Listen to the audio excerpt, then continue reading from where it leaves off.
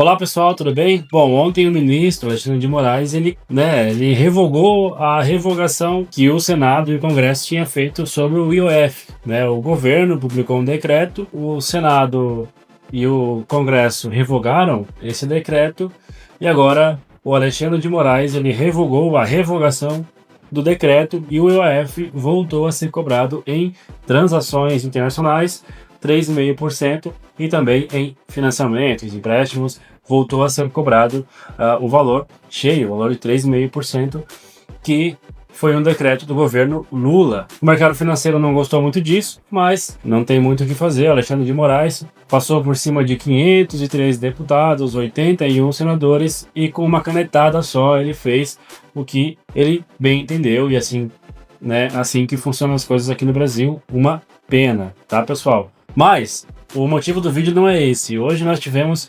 estamos tendo, né, nos Estados Unidos, uma votação, né, o que nós chamamos de Crypto Week, ou a Semana Cripto para o Congresso americano, que serão votadas 3 leis principais: a Genius Act, a Clarity Act e a lei anti-CBDC. Genius Act, que é a primeira lei que nós vamos falar aqui agora, é uma lei que já foi aprovada no Senado americano e ela visa o uso, né, ela permite ou regulamenta o uso de stablecoins na economia americana. Para quem não sabe, stablecoins são criptomoedas que acompanham moedas fiduciárias, acompanham o dólar, acompanham o euro, acompanham a cotação do real, ou seja, a cotação dessas stablecoins é sempre igual à cotação da moeda que ela está acompanhando. Então, por exemplo, nós temos a USDT, que é a Tether, ela sempre acompanha a cotação do dólar. Então, um Tether vale a mesma coisa que um dólar. Por isso que são stablecoins, porque elas são estáveis, né? O que varia é a moeda ao qual ela está acompanhando, né? Então, se o dólar sobe, o Tether também valoriza frente ao real. Se o dólar cai, o Tether desvaloriza frente ao real, e assim por diante, né, pessoal? Então, stablecoin é isso. É uma moeda estável que geralmente acompanha uma moeda fiduciária, não se limitando a isso, porque nós temos aí stablecoins que acompanha o Ethereum. Então, tem também opções de stablecoins que acompanham outras criptomoedas, tá? Mas a ideia é o quê? A ideia é, o governo americano, né, o Trump, tem a ideia de fazer com que as stablecoins sejam aceitas ao invés de aceitar as CBDCs. E aqui a diferença é bem grande, né? Stablecoins são moedas que são geridas pelo setor privado, tá? Não tem o dedo do governo por trás. As CBDCs são as criptomoedas, as moedas digitais, que são totalmente controladas pelo governo. Então, o que o Trump quer? Tirar da mão do governo, né, a ideia de controle e abrir mais o mercado, de diluir mais o mercado para essa ideia de moeda digital, o que é muito bom para a economia. Afinal, a economia americana vai agora poder aceitar, se for aprovado, claro, né, tá em votação hoje no Congresso americano. Se for aprovado, o governo americano vai poder utilizar, o governo, né, os bancos, enfim, toda a economia americana, comércios, lojas, toda a economia americana como um todo vai poder utilizar essas stablecoins para fazer as suas negociações, tá? Isso é uma coisa muito boa, porque, enfim, abre mais o mercado, né, abre mais opções para as pessoas pagarem, né? Se de repente a pessoa gosta muito de cripto, ela não quer pagar com o dólar, ela pode pagar com o USDC, o USDT, que são as stablecoins que acompanham essas criptomoedas, tá? Então, é muito, muito boa essa ideia. Tira de vez a ideia de que seja utilizado uma CBDC e implementa de vez a ideia e incentiva o uso de stablecoins que são de empresas privadas, tá? Logicamente, nessa regulamentação toda, tem todo um processo aí de leis que as empresas vão ter que seguir, né? Tem um regulamento que as empresas terão que seguir, seja aí de transparência dos negócios e tudo mais, e logicamente elas serão obrigadas a ter ali um colateral em ativos americanos, tá? Então ela não pode simplesmente inventar um dólar do nada, ela tem que ter um dólar sempre em reserva, tá? Então, se tem para cada um USDC que existe, tem que ter um dólar em reserva e ela tem que manter esse dólar, sei lá, comprando talvez algum ativo do governo americano, né, um tesouro, alguma coisa nesse sentido, que já é o que acontece, dentro dessas criptomoedas,